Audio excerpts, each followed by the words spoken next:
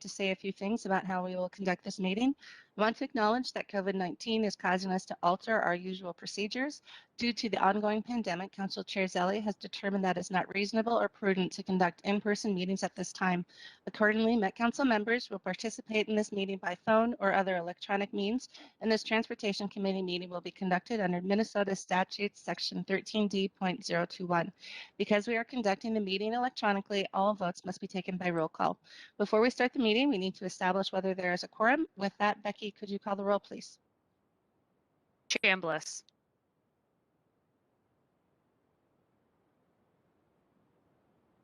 Chambliss. Here. Cummings. Here. Ferguson.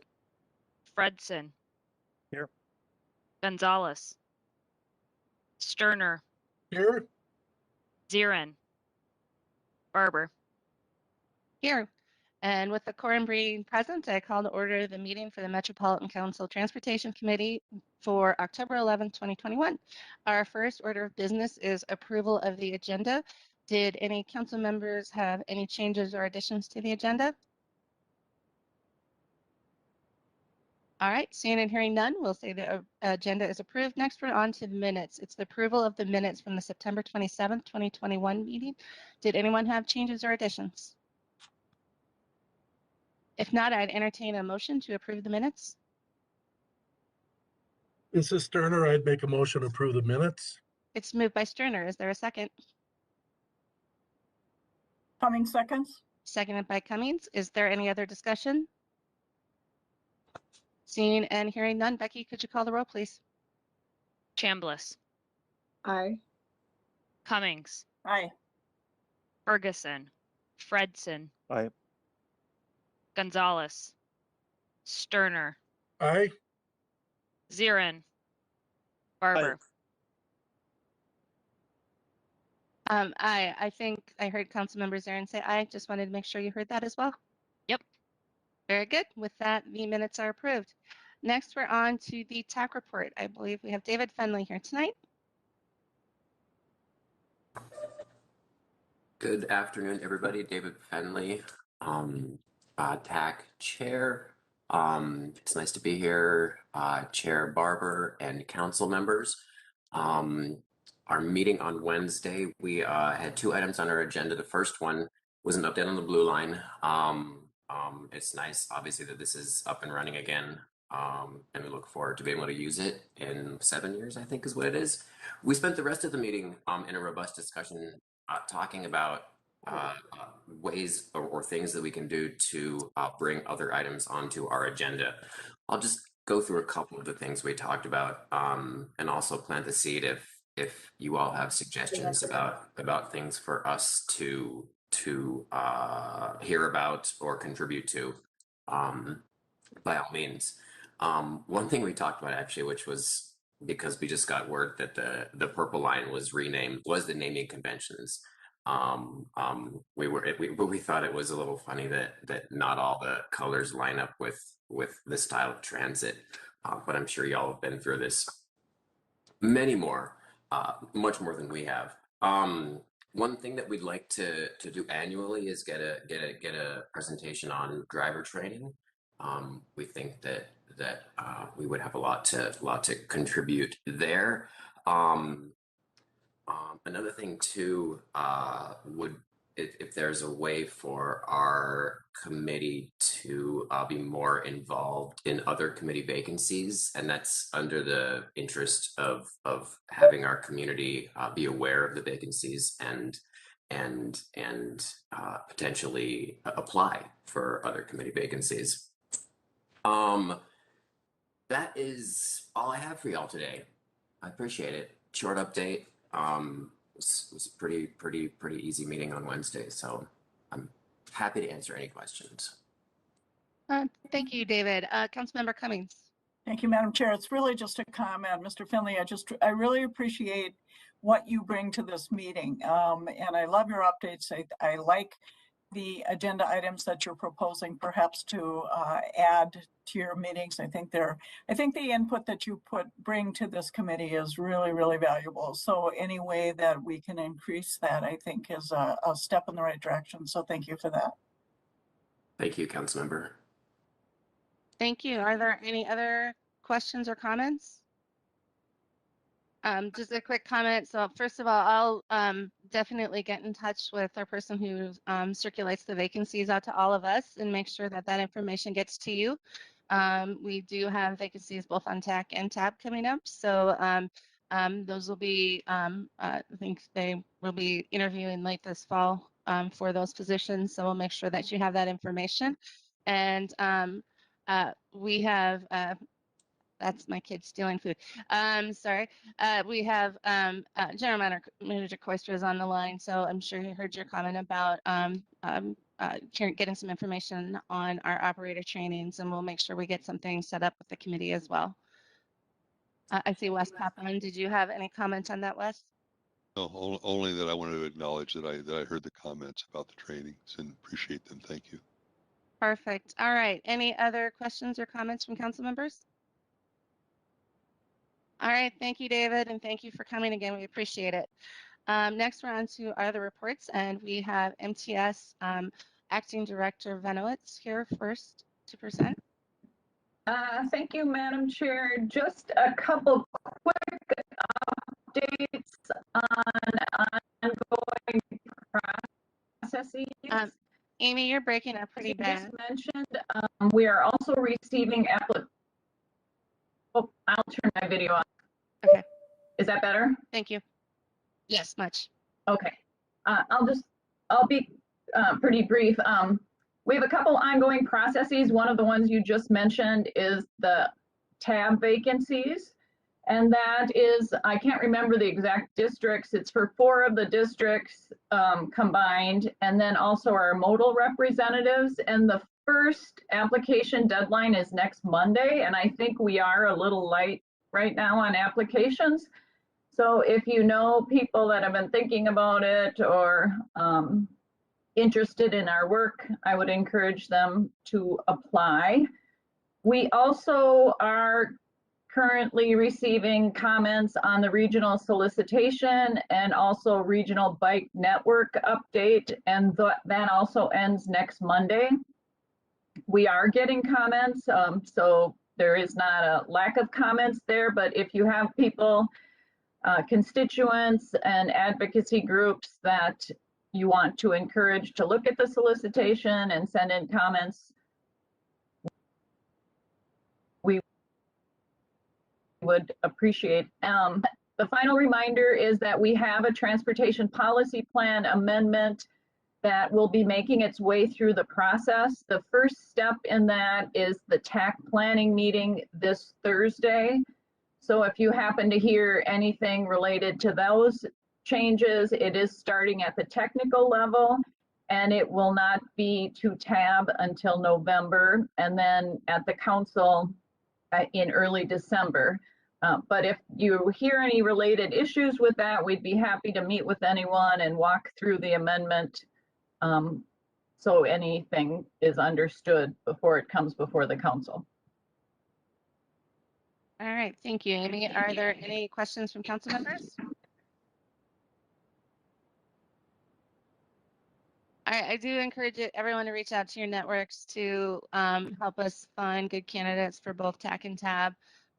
They're both very important parts of the work that we do. So, you know, if anyone needs that information, just let Becky or Jenna know, and we'll make sure it gets out to all of you. And then we're on to Metro Transit General Manager Koister for his report. Thank you, Madam Chair and council members. As usual, I'm going to start off with the COVID update. Since the start of the pandemic, we've now had 531 cases total among Metro Transit employees. This includes 16 cases since our September 27th meeting, and we've had a total of 25 cases in September of 2021. And this is actually higher than our total cases in September 2020 before vaccines were available. Our September 2020 total was 18 cases. At this time, we're not experiencing any operational disruptions due to COVID. I also want to mention that today's the first day rather, that Metropolitan Council's COVID vaccination and testing requirement is in effect. This means that all Metro Council employees must submit proof of being fully vaccinated or must complete a COVID test each week to perform on-site work. The efforts by Metro Transit management teams extended over the weekend and have paid off. To this point, employees who missed the first deadline have cooperated with their managers to meet the requirement, and we have not experienced any service impacts due to the start of the program. Work will continue through the week to improve the process and seek feedback for the incident command team. Employees currently in the testing program may complete their vaccination series at any time, and Pfizer shots remain available for employees at the Well at Work clinics here at Metro Transit on Monday and Thursday. I want to recognize and thank the Metro Transit staff involved in getting this off the ground. This is a huge undertaking, as you can imagine, with having the number of employees we have. And I also want to thank the Metro Transit employees for doing their part to meet the new requirements. Again, this is tremendous amount of work.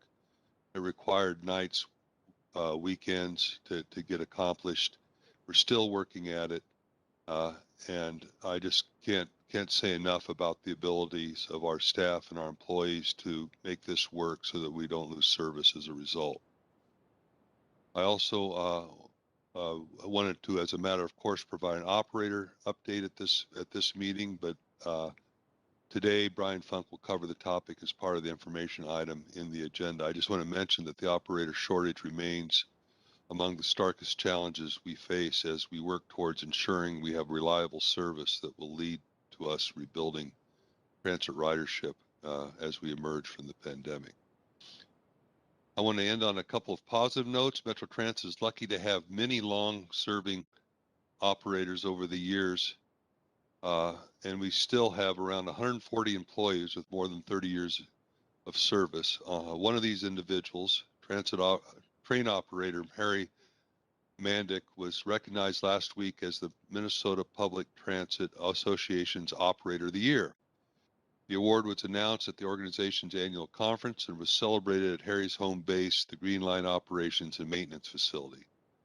Harry spent 17 years as a bus operator before moving to light rail, joining the first group of train operators who started before the opening of Blue Line, which at that time I believe is called Hiawatha Line. Last year, he was recognized for 35 years of safe driving. I can tell you that I've ridden with Harry in the cab. He gave me my first ride in the cab, and he made it clear from the start that he didn't talk while he was driving. And I really appreciated that. He's a wonderful guy. We had a lot of opportunity to talk afterwards, and I hope if any of you have a chance to have contact with Harry that you'll engage him in a conversation, because he has so much to offer through his experience and wisdom in that experience of driving. In typical fashion, Harry received the award by acknowledging his colleagues, saying that he was a small piece of an organization that relied on the work of so many. Also, coincidentally, the 2020 Minnesota Operator of the Year, Nicollet operator Melanie Benson, today celebrated her 45th anniversary at Metro Transit. So I wanted to mention that as well. And finally, I want to say that Lucy Galbraith has announced her retirement. Lucy's the Director of Transit-Oriented Development. She was instrumental in starting that office. I've known Lucy for a long time, and I really appreciated working with her, both in my roles at the Metropolitan Council and my specific role here at Metro Transit. She's a wealth of knowledge. She's had a wealth of experience. She's worked at so many different transit agencies with so many experts in the field, and we're going to miss her greatly. She has provided a tremendous service to our organization, and I am happy for her retirement, but sad for our loss of her employment at Metro Transit. But we certainly wish her the best. And with that, Chair Barber, I'll take any questions. Thank you, Wes. Are there any questions or comments from council members? Councilmember Chambliss. Just thanking everyone for their service. I'd like to get to know the bus driver as well, and I'm going to miss Lucy. She's a very a bright star in the Metropolitan Council, and I got a chance to work with her a few times in her work. So if she's not on the call today, happy retirement, and I'll try to find her before she takes off. Good. All right. Any other questions or comments? All right, I have a couple. First of all, congrats to Harry. That's fantastic. I also have had the wonderful privilege of riding up front in a train with him. So congratulations. Please send him our best. And tell him thank you for making us all look good. And then also to Lucy, we have been so blessed to have somebody who really is one of the nationwide experts in transit-oriented development with us for so long. She's really helped us grow in that area and build that department into something that's very strong and very meaningful. Also has had a key role in the development of Rail Evolution and some of those activities, which is a good opportunity for a lot of our staff to grow and develop and get some exposure themselves. But really, she will be very, very much missed. I will very much miss her, but I am very excited for her retirement. And please send on our congratulations to her, Wes. All right. With that, then we will move into our business. Our first item is an item on consent, and we have one item on consent tonight. So I'd entertain a motion to approve the item on consent.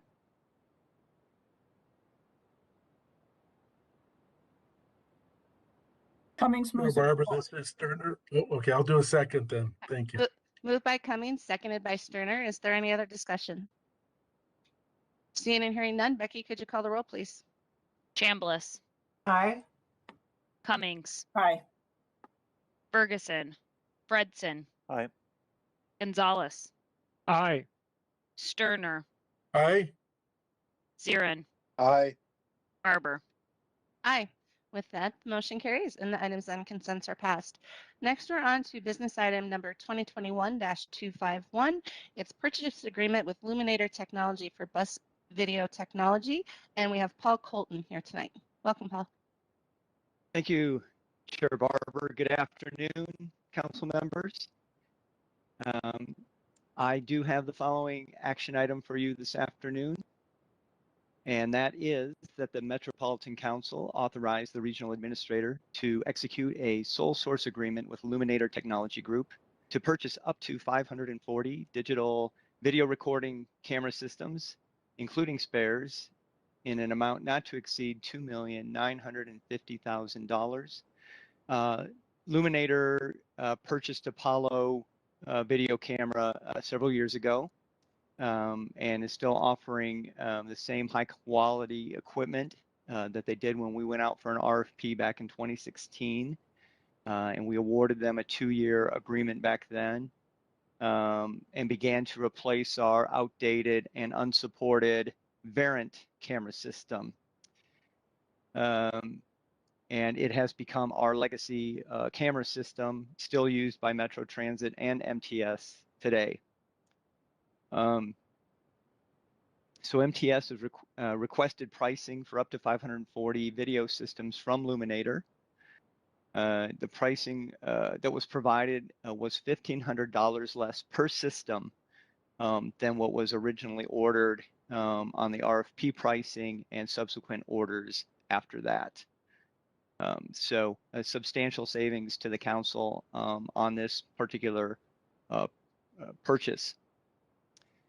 These new systems will have the same capabilities or better than our previous systems due to some technological improvements that are now available. These new systems will replace 346 remaining Variant systems that are currently on MTS vehicles, including Metro Mobility, some of our contracted fixed route buses.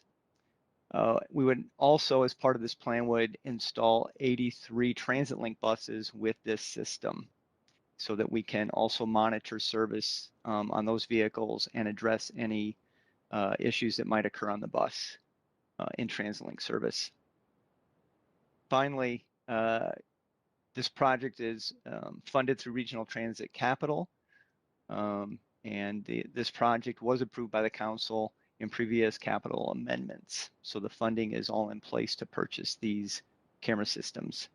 And with that, I'd be glad to answer any questions you have. Very good, thank you. Are there any questions or comments from council members? All right, seeing and hearing none, I'd entertain a motion to approve business item 2021-251. Chambliss makes a motion to approve that item. Thank you. Moved by Chambliss. Is there a second?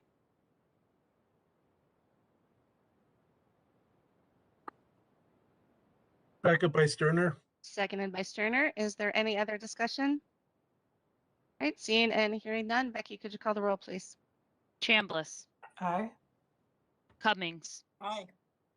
Ferguson, Fredson, Aye. Gonzalez, Aye. Sterner, Aye. Zirin, Aye. Barber. Aye. With that, the motion passes. Thank you very much, Paul. Thank you. Now we're on to business item number 2021-269. It's a right-of-way acquisition loan to the city of St. Paul for parcel at I-35 and CSA 50. And we have Tony Fisher here to present. Chair Barber, and council members, it's nice to be with you with this item today. You're- The business item, Tony, you're a little hard to hear. is that better? It's still a little quiet. Is that better? Yeah. Okay. Sorry about that. Happy to be with you today with this business item. It is a little bit of background on the right-of-way acquisition loan fund in support of a requested loan for the city of Lakeville, business item 2021-269.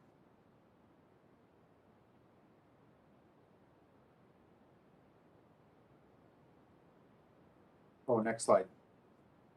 Sorry. So the RELF fund has been around since 1982. It was established by the legislature to support right-of-way purchases for ways and other principal arterials. It was initially funded through a regional property tax levy, and the real intent is for to support projects that aren't programmed. Those are cases where MnDOT not able to purchase right away for projects, and really look at property that has the potential for appreciating. Those could be cases that might be developed for the first time or redeveloped. And for the most part, it really applies to MnDOT's trunk highway system, but principal arterials are eligible, and there are just a few of those that aren't owned by MnDOT. And then the fund does replenish itself as loans are paid back. That goes back into the fund. So for quite a number of years, there haven't had to be any levies. Next slide, please. So just a bit on where the RELF program is at today. It does have a fund balance of $15.2 million. We do have 51 outstanding loans on 51 properties at a total face value of $43 million. We're in a historical place right now. A lot of these loans were given out as the system expanded. There are less and less loans given out and more paybacks. It is possible we could see up to $30 million return to the fund in the next several years. Many of these outstanding loans are in Bloomington, 22 in that case, quite a few residential properties along 35W, and in the city of Ramsey, 16 along US Highway 10 there, and a few others spread out throughout the region. No new loans have been given since 2017. Next slide, please. So the business item before you is for a loan to the city of Lakeville for a loan of up to $1.1 million. You might be aware that in 2017, we did give a loan to the city of Lakeville for a neighboring property. That was a Burger King site in the southeast corner of I-35 and County Road 50. And this is immediately to the east of that property. So the city has negotiated a purchase price of the property of $970,000, just a little bit less than the estimated market value of the property, to reflect that it was in the past a gas station, and there will be additional costs with construction and cleanup due to that. The loan is able to and proposed to include up to approximately $50,000 in demolition costs. There's still at least a standing building on the site, and approximately $27,000 in administrative costs, and those are things like environmental site assessment and evaluation of the value of the property. So this property will support future interchange improvements. They have been officially mapped in the past, so that is the target for this property. It is not programmed in the next 5 years, and that is why Ralph is appropriate for this. However, MnDOT has approved the loan and supports this, though it is an unfunded project. With that, I'm happy to answer any questions. Thank you. Are there any questions from council members?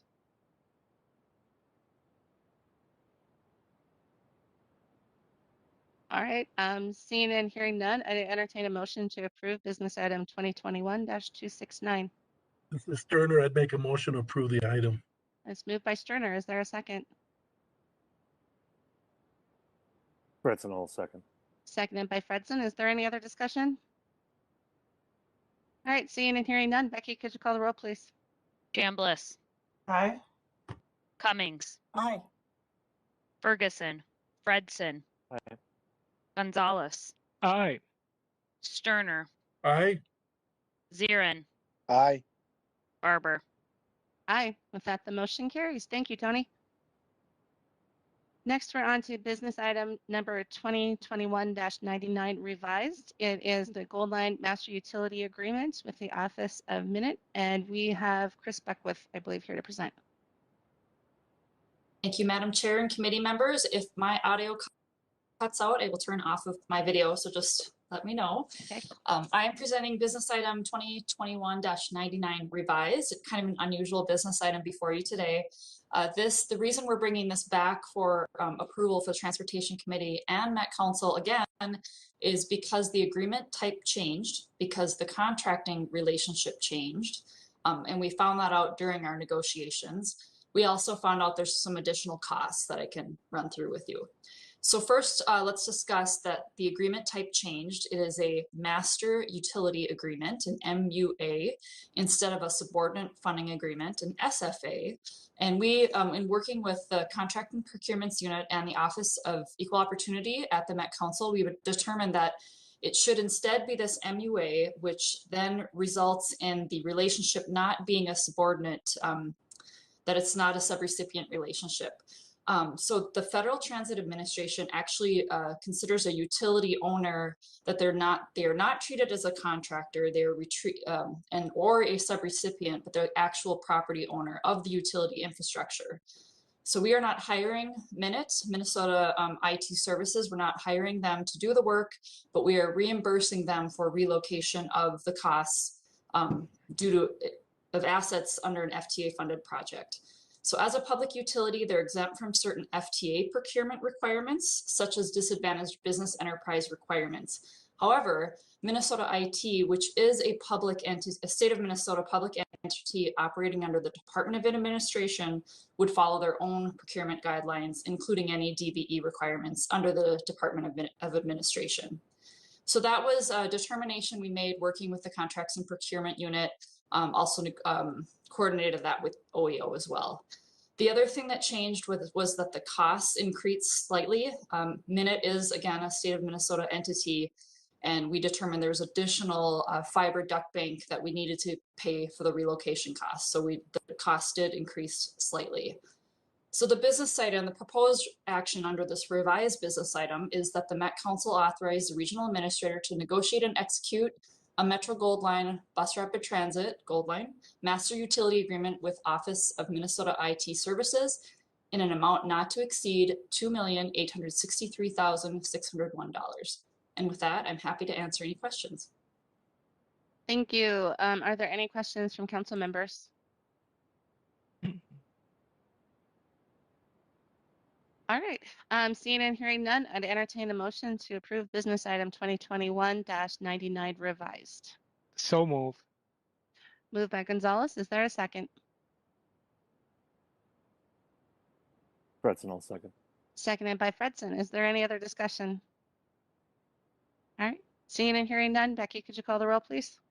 Chambliss, Aye. Cummings, Aye. Ferguson, Fredson. Aye.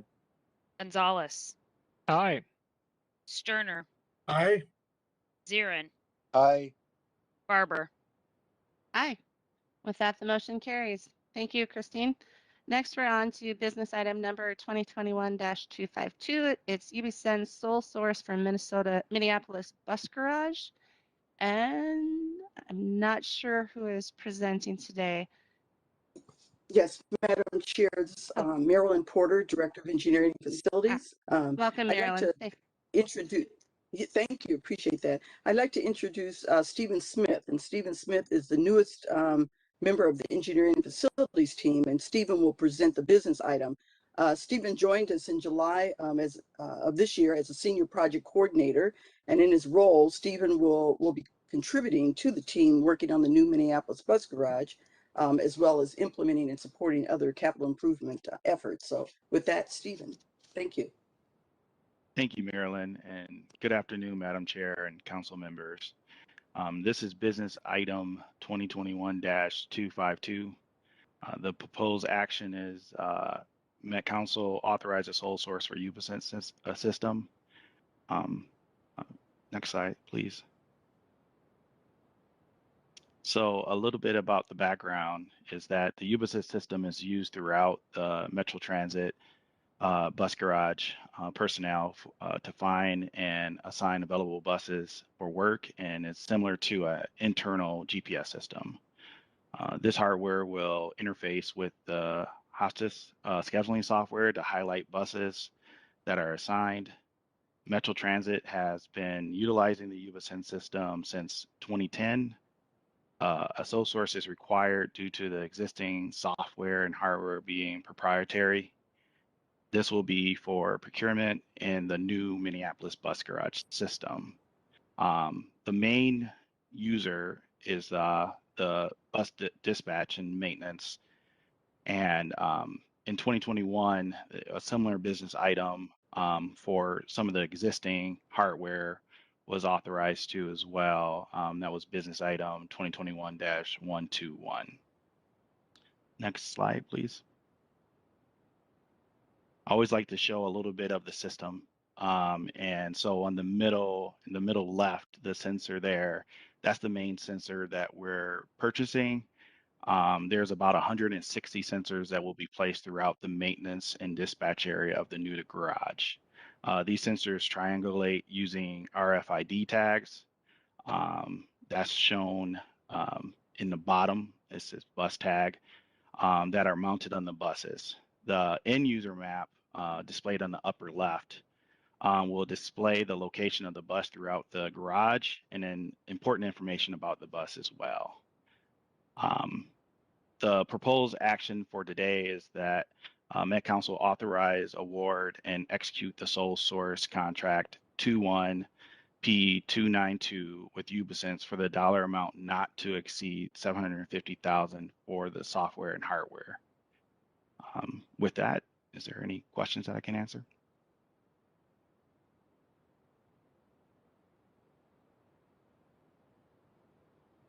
Barber, you're on mute. Thank you. Sorry, I was going to say thank you for that and welcome to Council and Metro Transit. Thank you. Absolutely. Any questions or comments from council members? All right, seeing and hearing none, I'd entertain a motion to approve business item 2021-252. Councilmember Zirin moves the staff recommendation. Okay, moved by Zarin. Is there a second? Coming seconds? Seconded by Cummings. Is there any other discussion? All right, seeing and hearing none, Becky, could you call the roll, please? Chambliss. Aye. Cummings. Aye. Ferguson. Fredson. Aye. Gonzalez. Aye. Sterner. Aye. Zirin. Aye. Barber. Aye. With that, the motion carries. Very good. Thank you very much, Stephanie. Now we're on to business item 2021-266. It's marketing research services. And we have Eric Lind here and Maria Cohn. Welcome. Thank you. Good afternoon, Madam Chair and council members. I'm Maria Cohn, Manager of Market Development at Metro Transit. and joining me is Eric Lynn, Manager of Analytics and Research. This proposed action is for the Metropolitan Council to authorize the regional administrator to negotiate and execute contract 21P137 with Resource Systems Group for the purpose of conducting market research in an amount not to exceed $1.5 million. Previously, Metro Transit used a full-service advertising agency to assist us with marketing research, media buying, and creative development. But we have split this now into 2 contracts, research and media buying, to allow for more opportunity for proposals. Metro Transit uses a marketing research service to assist us in the development of our annual marketing initiatives. We use research to seek feedback from our customers, potential riders, specific fare tools, brand awareness, priority audiences, and customer satisfaction. These research efforts give us valuable insight and assist us with our long-term strategic planning. With that, I'll turn it over to Eric. Okay. Thanks, Maria.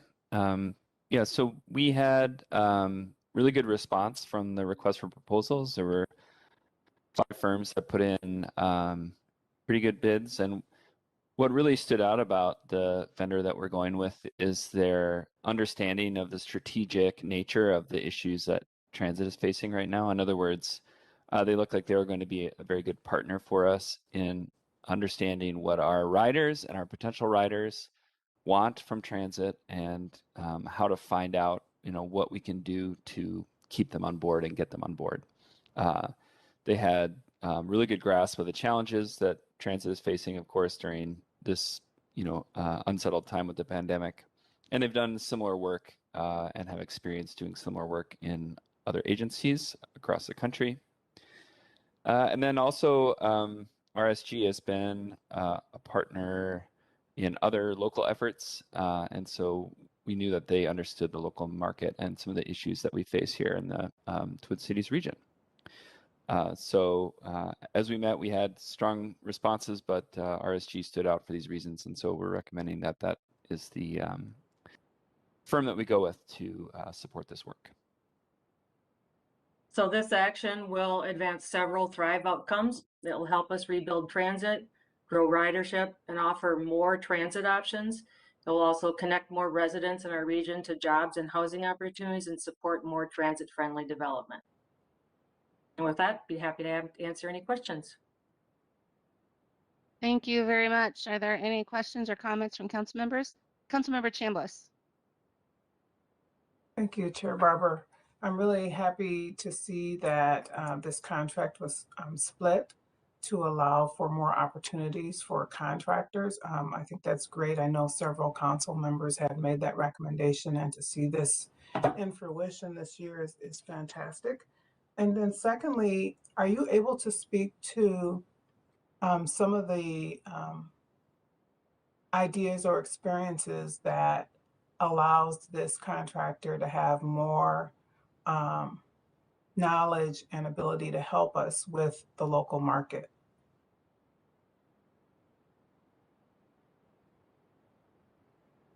Chair and council members, I can speak a little to that. So RSG has worked with the council in the TBI program, which is the Travel Behavior Inventory Program, both in terms of the household inventory. We're doing regional surveys of people's travel behavior on a daily basis, and also as, I think, a subcontractor on the transit onboard survey. But in general, they've worked on similar both onboard and online surveys of transit customers in other systems around the country. And so we feel like they have a really good handle on how to reach customers of all types to get their opinions and experiences. Okay. Okay, any additional questions or comments? I just have one. I'm going to echo Councilmember Chambliss's. I appreciate that, looking at this a little differently and breaking this into 2 separate contracts. Also, I really do appreciate that the group that we're going with does have experience in our market with the TBI and the COVID travel survey, so they will be familiar with what the landscape is as we're going in. And I think right now, as we're starting to work towards building transit ridership back up, some of that experience will be really, really helpful. So with that, I would entertain a motion to approve business item 2021-266. Chair Barber, this is Councilmember Zirin. I move staff recommendation. I don't think we can manage something unless we know what we have. So I move the recommendation. Thank you. Moved by Councilmember Zarin. Is there a second? Coming seconds? Seconded by Councilmember Cummings. Is there any other discussion? All right, seeing and hearing none. Becky, could you call the roll, please? Chambliss, Aye. Cummings, Aye. Ferguson, Fredson, Aye. Gonzalez, Aye. Sterner, Aye. Zirin, Aye. Barber. Aye. And with that, the motion carries. Next, we are on to business item 2021-267, and I'm turning it back over to Maria. And I believe Jessica Cross is also Thank you, Madam Chair and council members. Joining me is Jessica Cross. She's Market Development Specialist at Metro Transit. Proposed action is for the Metropolitan Council to authorize the Regional Administrator to negotiate and execute Contract 21P138 with Clarity Coverdale Fury for the purpose of media planning and buying in an amount of not to exceed $4 million. Metro Transit utilizes a media buying service to assist in planning and executing large regional campaigns and initiatives. Tactics have included radio, billboards, social media, and online digital platforms. This contract will assist us with developing plans and purchasing mainstream and BIPOC media. This contractor will monitor performance, make recommendations for improvements, and provide comprehensive evaluations at the completion of each project. With that, I'll turn it over to Jessica. Thank you. Hello, Chair Barber and council members. In evaluating these proposals, we weren't just looking for an agency to buy advertising. We're actually looking for insight and expertise and an understanding of our businesses and challenges for our agency.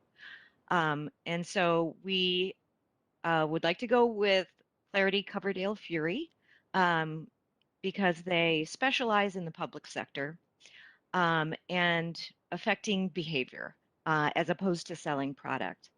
The examples and references they cited illustrated their understanding of the breadth of the communication needs in our diverse communities.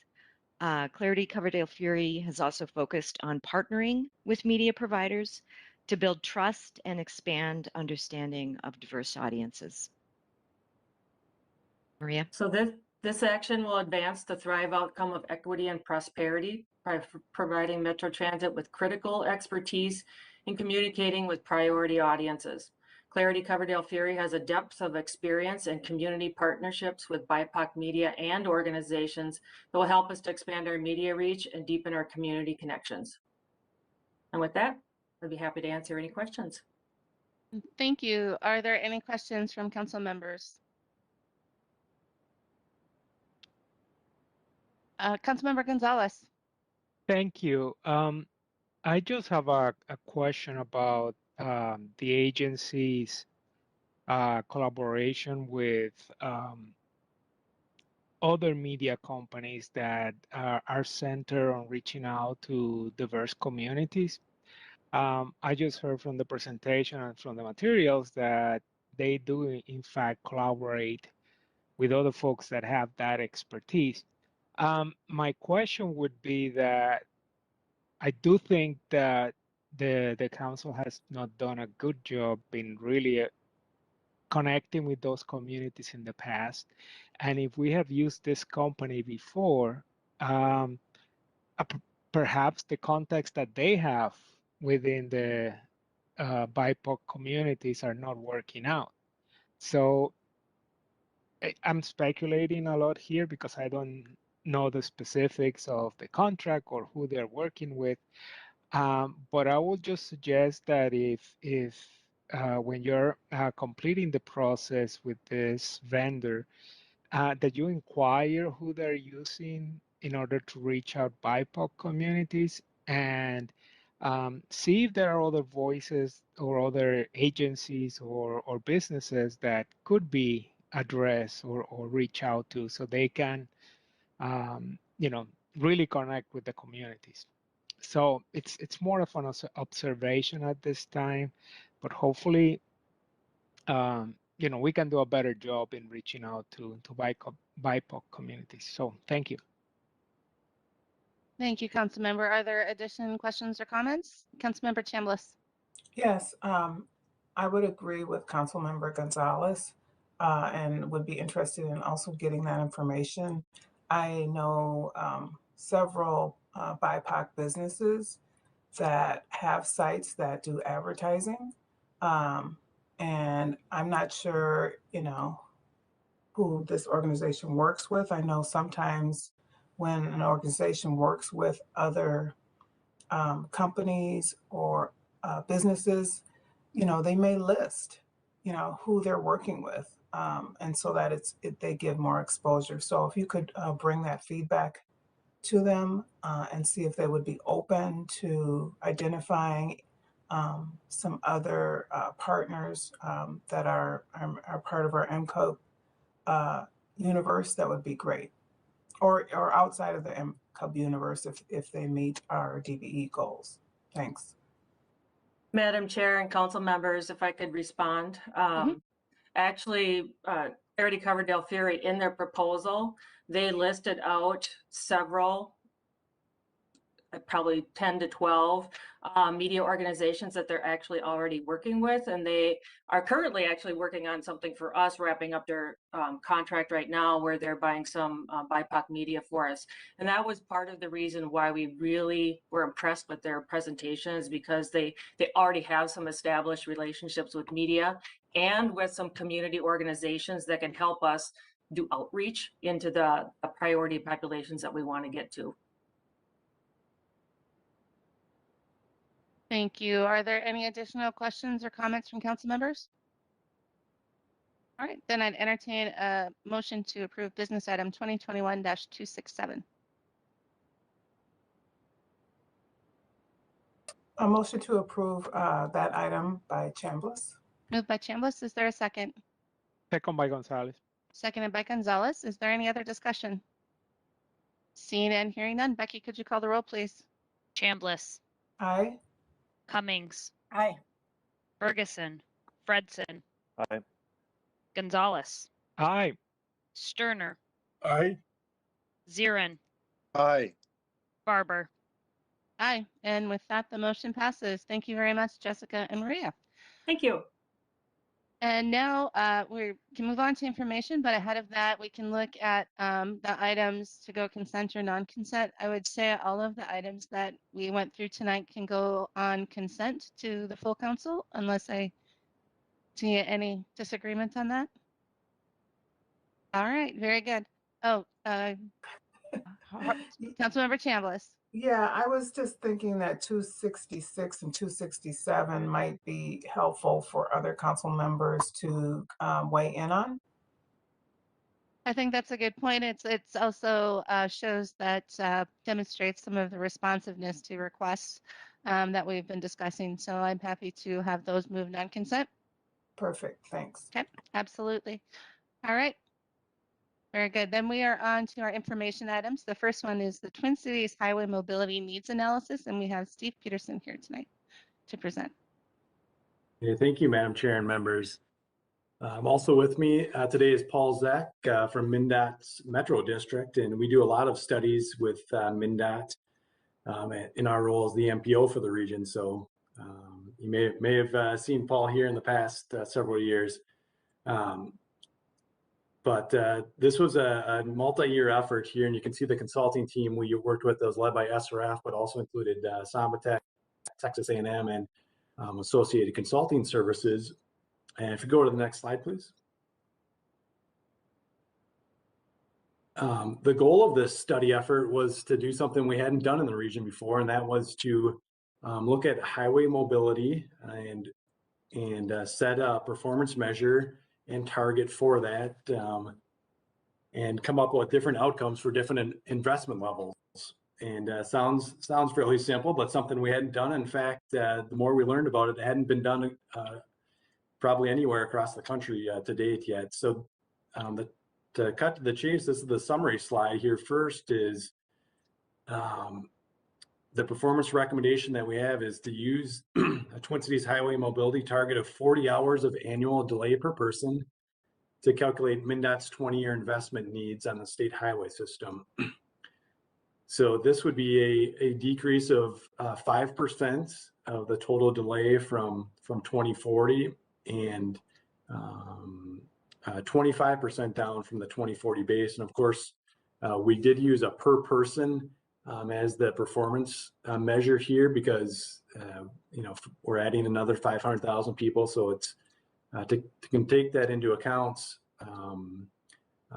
by sticking with that per person delay measure. And the cost to do this, that 5% reduction on a per person basis, is about $4 to $6 billion of capital investment over the next 20 years. So neighborhoods of just over 200 or so million per year to do that. So next slide, please. And so again, this is what we were tasked with, was setting a highway mobility target for use in MnDOT's MnSHIP process. And Paul will talk about that a little bit later in the upcoming slides. Next slide. And being the planners we are, we tie this back to both our planning documents and to MnDOT's planning documents, and looking at specifically at the transportation policy plan and the 6 goals that we have there. We underline the 2 that we thought were most applicable to highway mobility investment, and that would be access to destinations. And you'll see some of the outcomes here where we greatly increase the accessibility to jobs, and then competitive economy. And you'll see how we've impacted some of the major freight bottlenecks throughout the region as we increased investment in this area. And doing this study, as the bullet point alludes to, helps us make better decisions, helps you and others make better decisions when we know what we're getting for our money. So that was really the impetus for the project. So next slide, please. We used, when we put in different investment levels, so we using our regional model, different amounts of investments to see what we would get. And this was just capital highway investment. We did tie that back to our investment priorities, which starts with travel demand management. And we'll talk about some of the telework that we've all experienced during COVID and what that does for our need for highway investment in mobility. Traffic management technologies, then which are more like the signal retiming type projects. And then if those don't work, spot mobility projects like new roundabouts or turn lanes. Then moving into some of the larger investments like building out our MnPass, or now called the Easy Pass system. And then lastly, strategic capacity enhancements, so new interchanges or new lanes. And these investment principles, I do believe, are some of the reasons why we had many of the positive outcomes that we did have with this study, as opposed to kind of building lanes everywhere across the region or new beltways. We did follow this rather strict approach with our investments, and I think that yielded some good results. So next slide, please. So part of the investment, and this is again looking at MnDOT's system, highway system in the metro area, was that the regional solicitation, which comes through this body and also our Transportation Advisory Board, plays really a key part in helping us meet some of our mobility goals. And since we did the redesign back in 2014, we've had 10 different cities, and all 7 counties have been awarded funding for highway mobility projects on MnDOT system, which is quite incredible, kind of showing some of the partnerships that are involved with making these projects happen.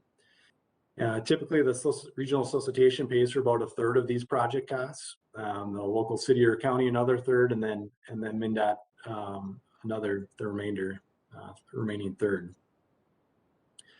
And so as we measure through the solicitation, there's kind of a variety of positive benefits from safety. It's not just the delay that's being reduced, it's the safety and the multimodal elements and other things that come along with these highway mobility projects. So next slide.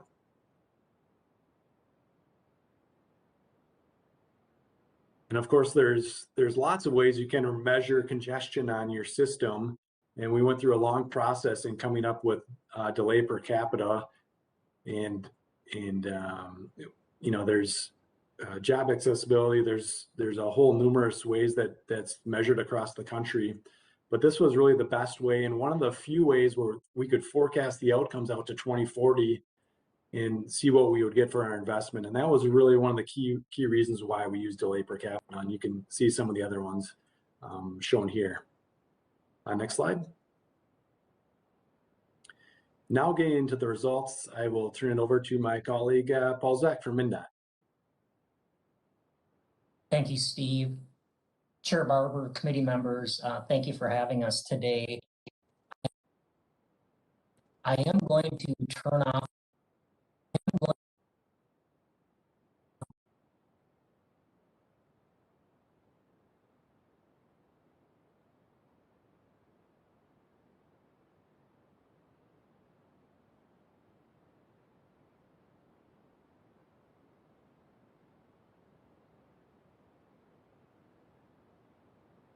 So, Steve, can you hear me? Yeah, I can, yeah. Okay, I wasn't sure if that was on my end, so I wanted to make sure that was on Paul's end. Dropped from the call here. I'm discussing some key results. Paul, we can't hear you very well. Recommendations specific to highway mobility. And what Chair Barber, I am having some trouble hearing you, and I apologize if others are having trouble hearing. Yeah, you keep breaking up kind of off and on. Paul, would you like me to continue here? And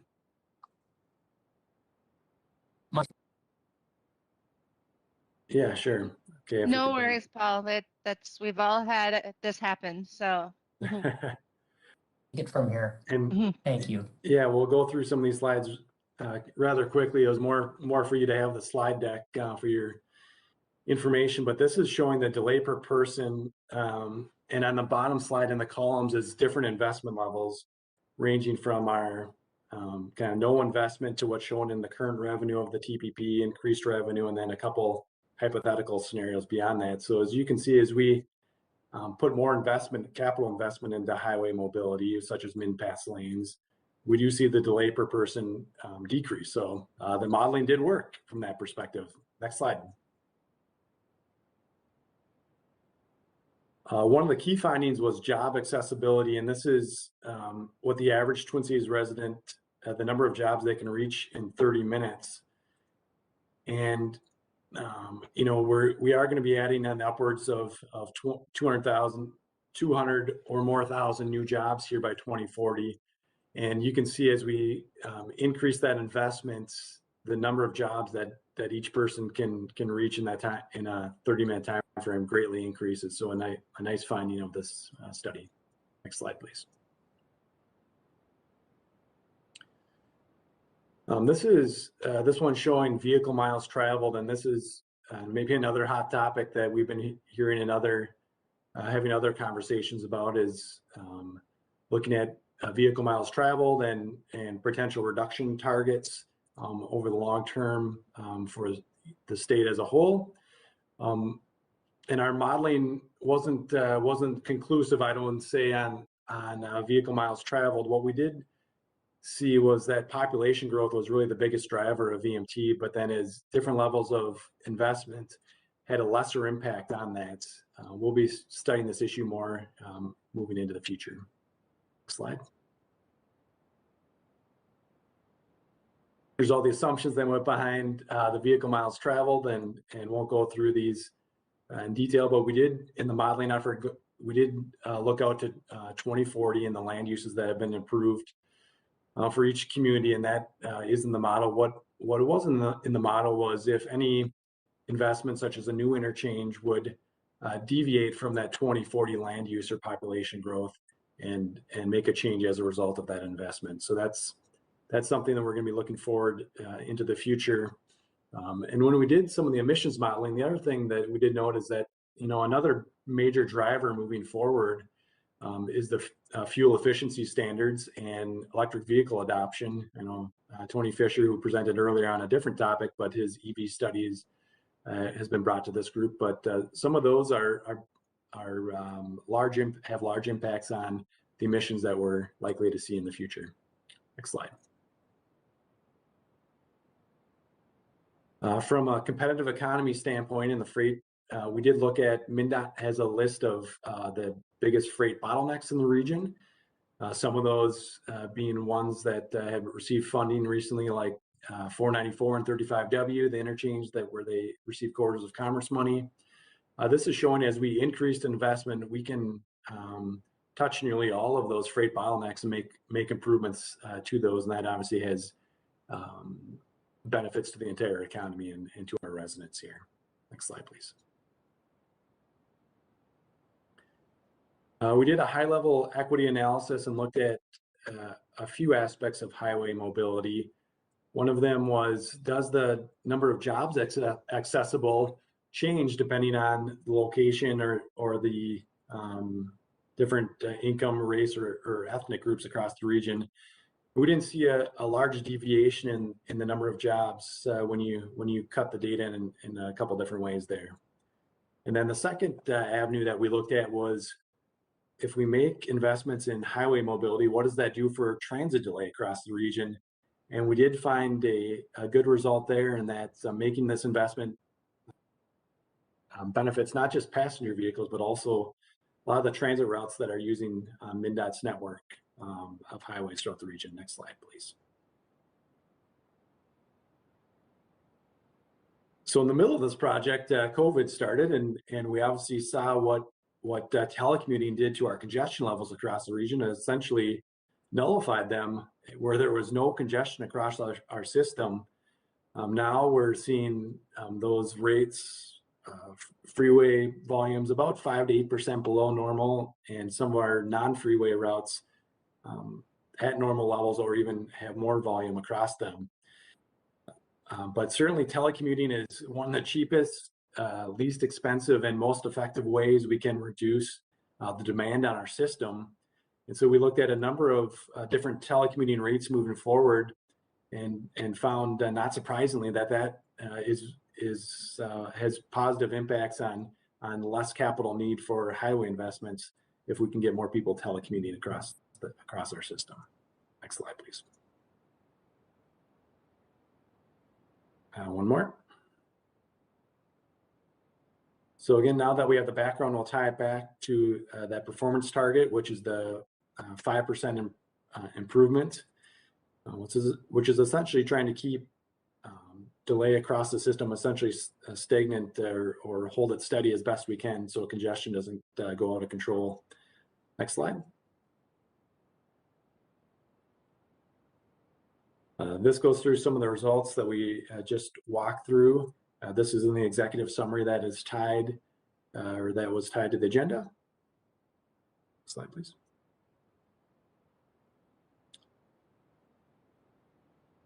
So again, delay per person, if we stop investment in highway mobility, delay per person is going to increase by 33%. We've talked about some of the outcomes.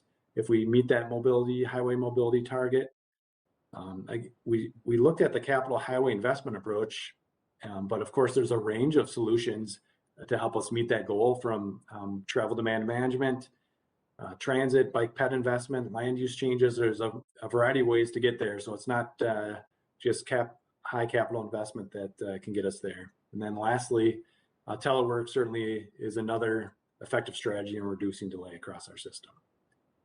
Next slide, please. One more. So to round out the presentation, we have a number of studies that are going to dig in more to some of the topics. One was Tony Fisher's electric vehicle planning study and its impact on emissions.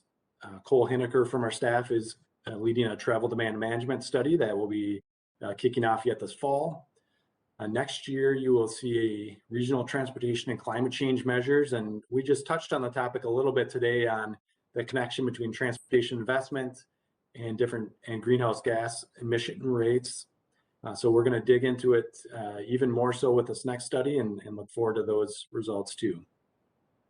And then lastly, reassessing our transportation policy plan goals. So a lot of really poignant studies coming up in the next year or two from our staff's perspective, and we'll keep you apprised of those as they kick off and get going. So I think we have one more slide, and with that, Madam Chair, I'll turn it back to you and see if you have any questions. Thank you. Thank you very much, Steve and Paul, for this really good work. Are there questions or comments from council members? How about first thoughts about the 40 hours of delay of being, or how do we feel about that? I'll go to Councilmember Chambliss because she raised her hand and smiled when I said that. So. Oh no, go ahead and say what you wanted to No, say. go ahead. I just wanted to get you guys talking about that because I think they do Oh, want some feedback. okay. I didn't really have a whole lot to say about that. That's why I said go ahead. But yeah, but I would like for you to talk about it because I didn't quite capture the essence of what you were getting at with the that number. Okay, so my question is, in terms of the equity analysis and your findings that the job access didn't really change based on the different funding scenarios, if I'm understanding that correctly. And if I am understanding that correctly, does that indicate that there's more involved to support equity populations than just the money? I mean, it could be structural, it could be the way that, you know, the way that people live, the way that people work. There could be other factors involved besides just money. Maybe a little bit further analysis is needed in the next study. And then the second thing is under the telecommuting sensitivity analysis. When we get the results, I would like to see, for example, increasing telework participation reduces the need for capital investment to meet the performance target. I think it's really important for us to see the disaggregated breakdown, and we do have that with the way that we do our behavior inventories. So I think it's important before we make any final decisions to see the disaggregated breakdown to see if there are differences in the impact of telecommuting across different variables of the population. Okay, Madam Chair and members, some good comments there. And on the equity side, Amy Venowitz will be doing an equity study here in the short term. This was a high level, I would say, scan, and many of our kind of BIPOC communities that have good job accessibility by virtue of where the populations are relative to our downtown cores and other job centers. And so more study needed there. And the telecommuting, I think we're at about 13% or so of nationwide of people telecommute at least once per month. It was up to 35% at the height of COVID. So we've been seeing that number trickle back down, and we're all curious to see where that lands. And the impact isn't, across populations, as you know, and I think it's not equal across all population types who's telecommuting and the impacts of that. So that's another great study area that we need to explore. So thank you for those comments. Yeah, if I may. Go ahead, Councilmember Chambliss. Yeah, so I just want to make sure that we are, kind of looking at that disaggregated information, because if it's impacting investments and we do have a goal to improve people's lives, and we find that, some of our strategies need to be adjusted in order to improve their lives. If the data tells us that, this, instead of saying we need to do less investment, let's look at how we can address the problem in another way, if that ends up being the outcome. And Amy is on here. I know one of the equity investments that we made last year was to really do a deeper dive into equity impacts and the relationships with transportation funding, because it's something I think that probably doesn't get looked at as deeply. So I'm really appreciative of this work. And I'm not sure, we're still in the early stages of some of that. And I don't know, she might have just popped off. Oh, there you are. Hi. Go ahead, Amy. I'll let you take it. Can you hear me clearly? Yep. Oh, okay. So the project we have on the equity investment, it has not kicked off yet. We have been going through a process of writing the scope of work, and we had the Alliance helping us over the summer write the scope of work. We were at the Equity Investment Committee, I think a month ago, talking to them about the scope and getting feedback on the Policy Advisory Committee that we're going to be using. And we think we're finally ready to go out, and the scope of work should be on the street next week. So it's going to be about an 18-month project that looks at all of our decision-making processes in some what I call project type investments. A project type might be, how do we invest in transitways? How do we invest in min pass or easy pass lanes? How do we invest in bike lanes? The actual selection of the processes that we will evaluate will come from our Policy Advisory Committee. And it's a pretty exciting project. I've been really waiting to get this kicked off for the last 6 months, and I hope to come to you after we select a consultant and talk to you about the overall scope of work, and also get more feedback on the processes that we'll be using in the Policy Advisory Committee too. Great, thank you, Amy. Perfect. Are there any other additional questions or comments from council members? If not, I've got a nice easy one for you, Steve. So as you look at these different funding scenarios to get to the 40 hours of delay time as the target, obviously it requires increased investment in the metropolitan Twin Cities region. And we know over the past few cycles that the funding difference between the metropolitan region and greater Minnesota has shifted, where the metropolitan region gets less of a percentage of the mobility funds. So it would need to see either new funds or a shift in that in some way, shape, or form. Yes, thank you, Madam Chair. Getting on a statewide level, getting kind of less and less of MnDOT's total budget as the pavement and bridge needs are more in greater Minnesota. And that's where the funding has gone. This is one area that is kind of more unique to the metro area as far as delay and congestion. It's kind of not something you see in many places in Minnesota. And so higher investment here would mean likely more money coming to the metro area. And the good thing about that would be when we do these projects, we also build the trails and the sidewalks and the ADA investments, and the pavements are better and the bridges are better. So it brings with it a lot of other good investment for our local communities beyond just the mobility investment side of things. So. Great, thank you. All right, any additional questions or comments? All right, this was really interesting. So yeah, I would love to hear more as you go through next steps, but this was really interesting. Did you get the feedback that you needed from us for today? We did, yes. This was just an information item, and I know Councilmember Chambliss had asked about how we arrived at 40 hours. So 40 hours of delay was so when the average person currently has 42 hours of delay. So if you're going between your house and downtown for work, there's a normal amount of time that takes you, and then the extra time due to congestion would be a delay. And so that adds up to over a full work week, 42 hours per person per year.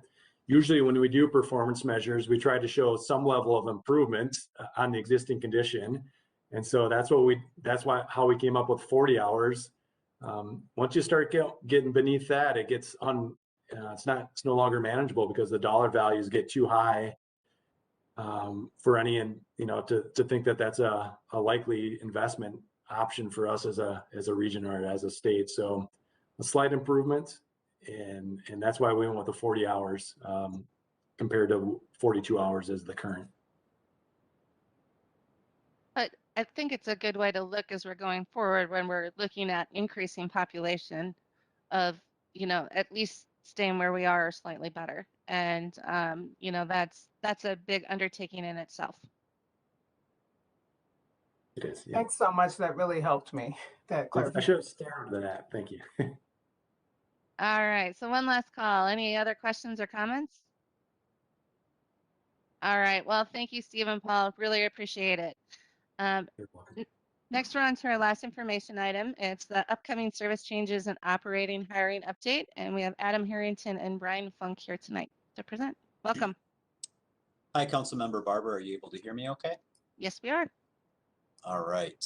So as you mentioned, Adam and I are going to give you a presentation, kind of our quarterly cycle here to give you a preview of some of the upcoming changes in our operator hiring status. We're going to flip the order here. I'm going to start out with our operator hiring update and where we are today, some of the impacts we're experiencing, and then we'll close with Adam's update and save some time for questions and comments. Next slide, please. So this is obvious to everyone on this meeting, but just for kind of the general reminder, when we do not have enough operators and we're not in sync with the level of service we've committed to our customers, we lack the resiliency for unplanned events to have major disruptions to our service. And reliability is a core. Even on our worst days, when we are still fielding 97% of our service, that's not good enough for us. 100% is where we need to be.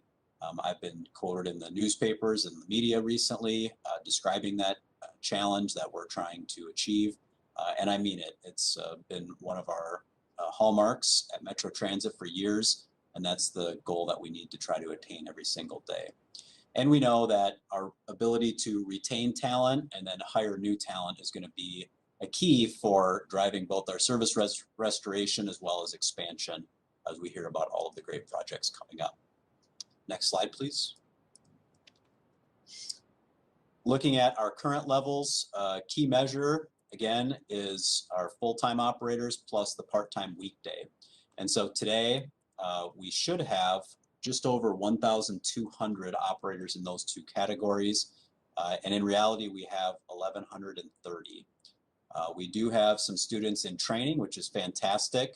But right now, we're not achieving our goal, which is what we need to meet to be able to not only account for the ongoing levels of people who are moving within the organization, retiring, or otherwise leaving service, but also start to make up ground. The chart that you see below shows since December of 2018 where we've trended when comparing these two numbers. And so first in blue is the ideal full-time and part-time service levels. Those requirements you can see were much higher than they are today when we were back and running that full pre-pandemic service. And then the bottom fell out for the June 2020 pick when we were in the depths of the pandemic. And then we started to recover and rebound and be at our current level for quite some time now.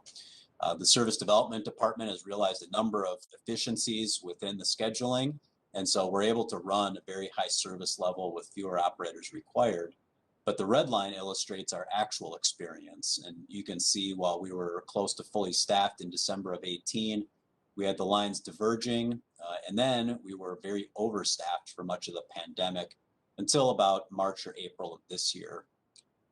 As you may recall from earlier presentations this year, we decided in January to resume our hiring because we knew what the trend lines would do and that we wanted to be able to emerge as strong as possible. But we've started to run into some external forces that I'll describe in a little bit, and it's resulted in imperfect service here for our customers. Next slide, please.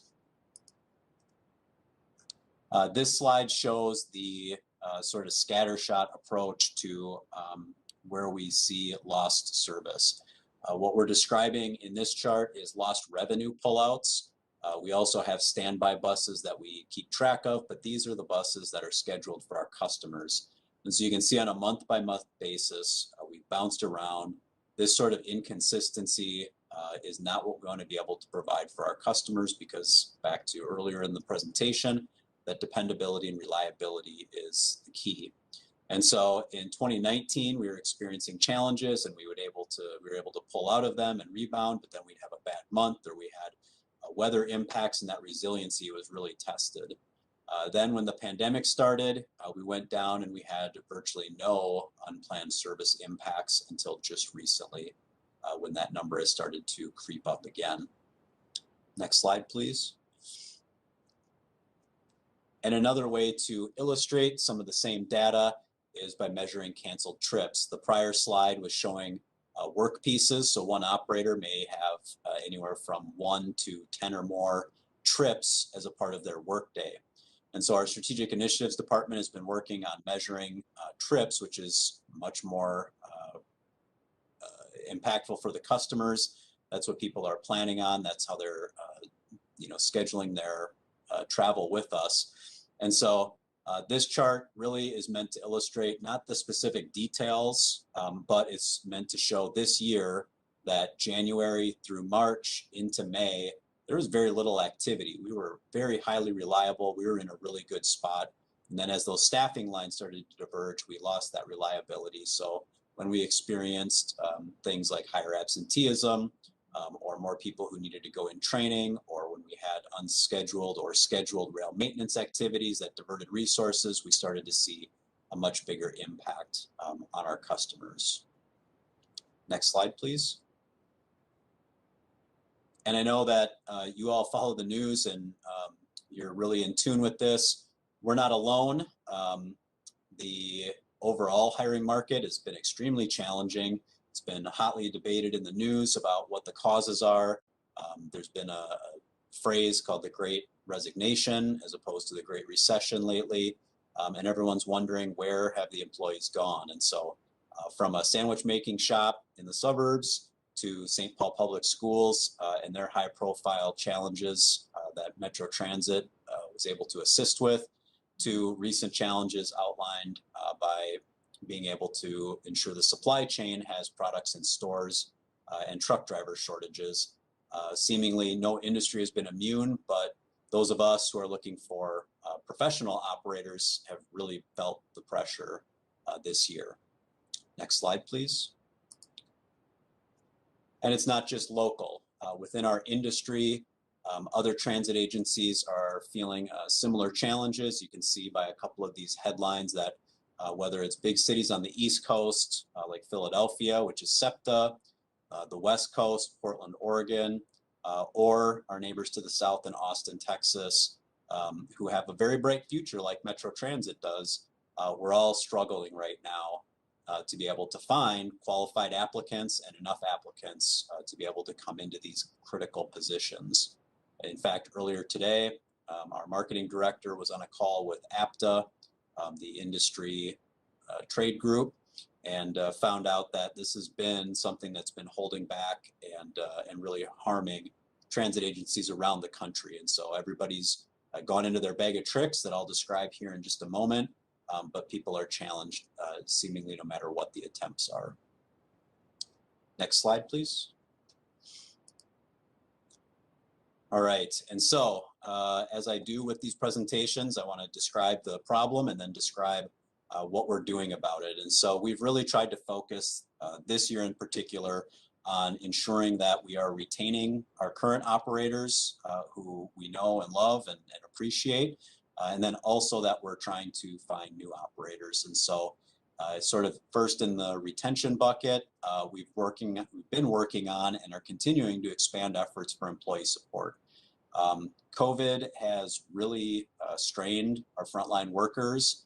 As I'm sure the general manager has described at each of the meetings, we really appreciate our workers and especially our operators who are out delivering service. But those words are not a substitute for the day in, day out stress that they continue to feel during the pandemic and even now with the waves that we've been riding, even since vaccines became available. We've expanded our apprenticeship program, which provides both newer employees as well as our seasoned employees the opportunity to have a peer networking group. We're really proud of this. We held graduation ceremonies over the last couple of weeks. I got to hear a lot of great stories about people starting out their careers. And more than anything, it was super rewarding to be able to meet with employees who started, in many cases, right before the lockdown of 2020. So we're working on expanding that into a 2-year program. So everybody hired now is going to have an even longer partnership that's recognized by Department of Labor and Industry and has become our nationally recognized program. We continue to invest in training. Of course, when you're shorthanded, it's hard to take people away from their primary task and invest in training, but we're doing our best to be able to do that, whether it's resiliency training, other professional development, safety training, and then just other mentorship activities. So we know that it's important, and we're really trying hard to make that a priority. And finally, as the general manager and chief have described, we're committed to making safety investments. That's one of the large things that we hear both from our current employees and prospective employees is that they want to feel safe. That's natural. That's something all of us should be able to feel in our job. And so we're looking at being able to communicate and then be able to set out for realistic goals that we have control over to be able to provide a safe work environment for all of our employees, especially our operators. On the slide here, you can see we are at now 6 hiring events and counting. We had one on Saturday that was pretty successful. We had 20 applicants who came through the doors and were interviewed. Right now, I know that at least 15 are continuing on, and a number of them have a commercial license or commercial permit. So that's fantastic, and we're really happy to be able to work with new people to bring them on board. And every little bit helps as we continue to try to climb back and be able to reach that ideal hiring level again. On the marketing and outreach front, I just wanted to give another plug for the website that we've continued to look at, refresh, make it easy to understand. And if we could go to the next slide real quick, I'll show you a new creative that the marketing team put up. This is at the 28th Avenue Park and Ride that's served by a couple bus routes, but primarily Blue Line LRT. And this is the former Subway sandwich shop storefront that now is outfitted with this fantastic eye-catching hiring campaign. And so the team's looking for other ideas like this to be able to make use of our own assets as we advertise our positions and continue to make use of all the other advertising we have, like the contract that Kelsey brought forward earlier today. Next slide. And we're back to a couple of the other highlights. We are continuing to have a need for full-time operators. We thought that that was going to be a fantastic draw when we first started hiring earlier this year. That is very exciting for folks, but it hasn't netted us with the number of applicants that we were expecting. Our wage has increased again to more than $21 an hour as a result of the ATU contract, and we continue to provide hiring incentives. And we're working on increasing those levels for both the new applicants as well as for employees who refer new candidates, because we know that that continues to be the #1 way that new applicants say they heard about the position. And so we want to be able to continue to invest in our current employees who are making those good referrals. We've done a lot with human resources, and thanks to Marcy's team for streamlining the process to make this an easy to use application. We've come a long ways over the last couple of years in this area.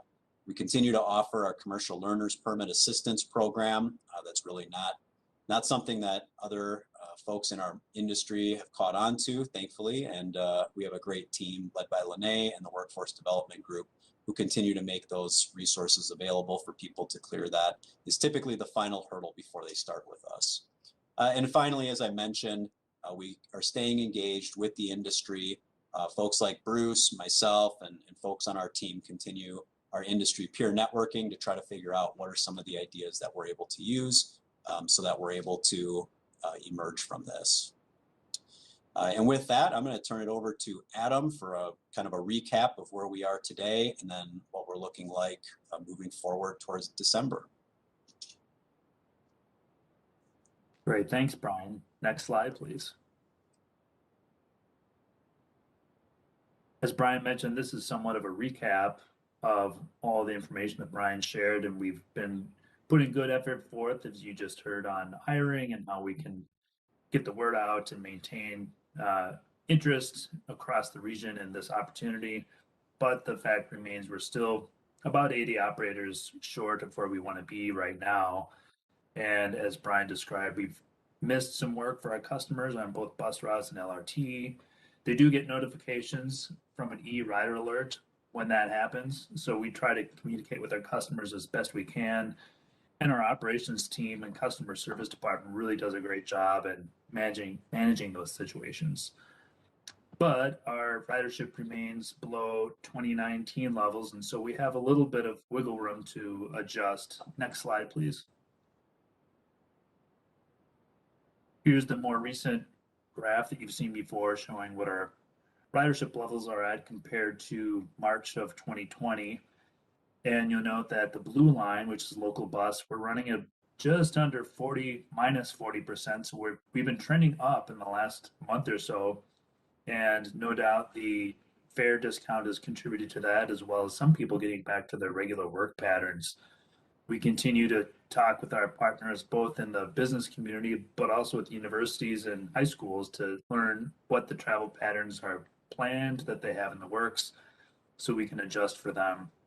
But overall, we do have a little bit of capacity that we have to work with. And so when we go to the next slide, we're trying to manage reliability for our customers. We want to make sure that every route and bus scheduled is one that's operated. And so to manage our service prior to getting our operator levels back to where we want them to be, we're going to adjust our service to better match the level of operators we have. That means on our December 4th pick, we're trying to schedule our service with a reduced operator requirement of about 65. And hopefully that 20 operators that signed up this last weekend will turn into regular operators. We can start to build back some resiliency and begin to turn the ship the other way and start growing our ridership again. But I just wanted to share with you, as we evaluate our whole system, there are areas that we're looking at towards where we might be able to trim our service. As I mentioned, that our service ridership is still down about minus 40%. So we have some capacity on our service to make adjustments on. And there are 4 principles that we look at in service development. And the first one is equity, evaluating potential service changes and reductions with an eye towards reducing impact in communities of color and low income. We've got a long history in our department of thinking about how our system works and the communities that it serves, and that's no exception in these situations. So we're somewhat practiced in this idea. So the others are looking at what routes have alternative service, whether it's through frequency or adjacent route, or if they have an option to drive. And of course, we want to minimize the impact on ridership and our current customers today. And the underpinning of it all is to preserve frequent transit service on our core network, and that's part of coming back stronger and better as we continue to turn the corner on the pandemic. That will continue to be a cornerstone of our service now and moving on into the future. So as we develop our schedule recommendations, we'll be pulling those together and begin communicating with our customers in the coming weeks as we ramp up towards our schedule adjustment for December 4th. And that is the conclusion of our presentation. Next slide. I think we can stand for questions. Thank you, Brian and Adam. Any questions, comments from council members? Councilmember Cummings. Thank you, Chair. First, a question. Can you tell me a little bit more about the impact that the partnership with St. Paul Schools has had? And is that intended to last for the entire school year, or is there, where does that stand? Yeah, Adam, I can take the operational impacts first. Councilmember Cummings through the chair. So things have actually been working pretty well in that regard. We've been able to ensure most days that we have articulated buses on the trips that are passing by the school buildings, at the major let-out time. We continue to dedicate supervisory resources, especially now that maybe the weather for walking or biking is starting to change a little bit, to make sure we have those resources. Of course, The afternoon is the peak demand for those rides. That's also when we find ourselves struggling the most for available resources. And so we feel like we're striking the right balance. We have not been overwhelmed at this point. And we're going to continue to work with St. Paul to make sure that we have buses where they need to be, but not pulling them from other places. And so, Adam, I don't know if you want to address the rest of this semester anyways. Sure. So we do have a pass program in place. There are 4 high schools that have purchased passes for students for the remainder of the semester, and that remains in place. And that our St. Paul school partners hope to also ramp up their hiring for school bus operators in the same window of time so that they can restore some of that service, as well as hopefully more ridership comes back on our service, and we want to avoid overcrowding there. Councilmember Cummings. Thank you. Just a follow-up comment. These, as we all know, this whole last year and a half has just been incredibly challenging in so many different ways. But I think that what you're doing, and I think especially speaking now to the partnership with the St. Paul schools, the creativity, the ability to pivot and work with another entity that has a need really shows our commitment to the whole region as a whole. And I think, it came up quickly. It came up, I think, pretty unexpectedly that there was this need and that perhaps Metro Transit could help to address that need. And once again, staff stepped up and stepped in and did what you have done to help. And with so many challenges and staff being pulled in many directions to address many challenges, I just really applaud the entire staff for what you have done and what you continue to do. I think it just is a reflection of the partnership of the Met Council with other entities, and I think that's just critically important. So thank you for what you have done. I realize this is just really challenging times. I appreciate that you're putting out on social media all of the hiring events and so forth. I know I'm pushing them out, pushing it out, and hopefully that will result in additional operators coming in, because it's a great career, and but there's a lot of competition. So thank you very much for all that you're doing. This is a really interesting presentation. Awesome. Any other comments from council members? I have one question, but I want to echo everything Councilmember Cummings just said. So she couldn't have said it better than myself. So, but yes, thank you to all of you for all your work. My one question had to do when you're looking at having alternate service and identifying customers or service where customers have other options. How are you going to do that for people who are not typically like it's not just based off of having routes or frequency, but there's autos or other means to get around? I'm just curious.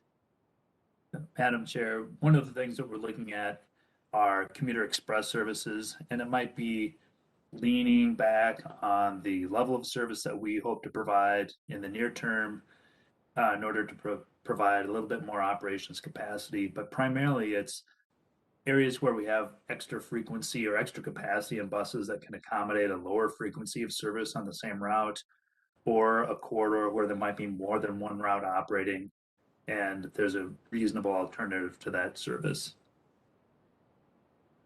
All right, thank you. All right, anything else from any other council members? All right, just one last time, Brian, thank you so much for the presentation and the information and for all the hard work from yourselves and your teams. I know this has been a big effort to try and get things realigned to help people stay moving. So we really appreciate all of your hard work. All right, well, that concludes our work for tonight. So unless there are objections from any council members, not seeing any, we can be adjourned. Everyone have a great evening. Thank you. Bye, everybody. Thanks. Bye now.